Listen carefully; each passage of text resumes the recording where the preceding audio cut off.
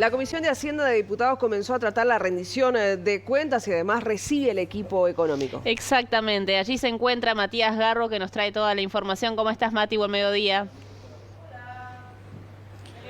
¿Qué tal, compañeras? El gusto de saludarlas a ambos, también a todos los televidentes. Efectivamente, como lo decían ustedes, la Comisión de Presupuesto integrada con Hacienda de la Cámara de Diputados recibe hoy a el equipo económico para comenzar formalmente con el análisis de la rendición de cuentas. Una convocatoria que se debió haber dado la semana pasada. Ustedes recordarán que el gobierno le entregó a la vicepresidenta de la República en los primeros días de este mes la rendición de cuentas, pero por falta de justamente información de algunos incisos no se pudo generar esta convocatoria que se está realizando entonces en la jornada de hoy. Está previsto que el ministro de Economía brinde declaraciones una vez finalizada esta instancia. Esto será seguramente en horas de la tarde. Y bueno, desde el oficialismo se indica preocupación por lo que tiene que ver con el déficit fiscal. Incluso hubo un pedido de aumentar el tope de deuda, según indican, para poder afrontar algunos compromisos económicos que dejó la anterior gestión y que deberá pagar entonces este gobierno.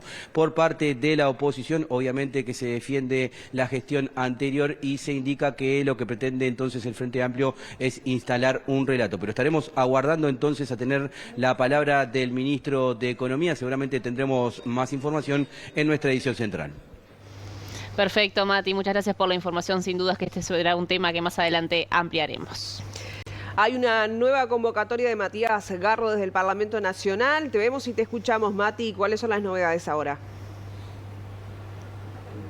Sí, compañeras, las convocamos nuevamente porque estamos con el diputado Abdala, a quien le agradecemos estos minutos. Bueno, primero consultarle las primeras conclusiones después de esta comparecencia del ministro de Economía. Bueno, muy interesante. Yo creo que esta instancia lo que está permitiendo es poner negro sobre blanco determinados aspectos que han estado en el debate público durante todas estas semanas. En primer lugar, la rendición de cuentas lo que constata es una serie de mejoras objetivas en muchos indicadores que a la gente le importan y que a todos nos importan, porque implican una mejora del bienestar social, aumento del empleo, baja de la desocupación, menos pobreza en el país y una tendencia favorable en el sentido de que la pobreza cae, de que aumenta la situación del consumo interno de los uruguayos, de que aumentan las exportaciones, de que el país crece, crecimos a un 3% el año pasado.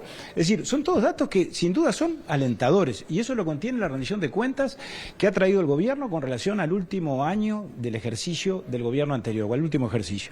Con relación al tema del déficit, que sin duda ha estado en discusión, cuál es la herencia que recibió este gobierno desde el punto de vista de las finanzas públicas, yo creo que algunas cosas se han ido desmistificando en la instancia de hoy. Me parece que quedó claro que el gobierno dejó al país, el gobierno anterior, con medio punto menos de déficit primario, es decir, de déficit del gobierno central y del Banco de Previsión Social, que lo recibió en el 2019, es decir, que el que nos había dejado el Frente Amplio en el año 2019. Y creo que también quedó demostrado que cuando el gobierno habla de que el déficit consolidado del sector público es el más alto de los últimos 35 años, bueno, allí hay una pequeña trampita, porque quedó demostrado que el gobierno llega a esa conclusión agregándole al déficit del 2024 la deuda flotante, es decir, determinados gastos que quedaron postergados para el 2025 y que el gobierno se los carga al resultado del 2024. Ahora, esos gastos postergados siempre existieron y en el 2020 también fueron equivalentes al gasto actual, es decir, medio punto también del producto. Entonces, si los cargamos en el 2024, carguémoslos también en el 2019 y ahí veremos que entonces fue más déficit el que recibió el gobierno pasado que el que recibió el gobierno actual con relación a los gastos del 2024. El pedido de aumentar el tope de deuda, ¿va en contra también un poco de esa preocupación por el déficit? Y nos llama mucho la atención, yo creo que todo forma parte, y lo digo con mucho respeto, de la construcción de un relato en el sentido de que el gobierno quiere construir su propia versión oficial, previendo autorizaciones para determinados gastos que no necesita autorización legal, porque tiene ya los créditos aprobados en el presupuesto vigente, y en cuanto al endeudamiento hay un mecanismo que está establecido en la Ley de Presupuesto del 2020 que consagra claramente un límite máximo de endeudamiento de 2.300 millones de dólares por año, pero el gobierno, si entiende o si enfrenta coyunturas en función de las cuales tiene que superar ese límite de endeudamiento, puede hacerlo comunicándolo a la Asamblea General. Entonces, le preguntamos al ministro y le pedimos que nos explicara por qué razón, prefirió ir por este camino de fijar un endeudamiento tanto más alto, de 3.500 millones de dólares, es decir, 1.200 millones de dólares más del que había quedado vigente en el gobierno anterior. Bien, hasta allí escuchábamos al diputado Pablo Abdala sobre la situación económica del país y la discusión de la rendición de cuentas.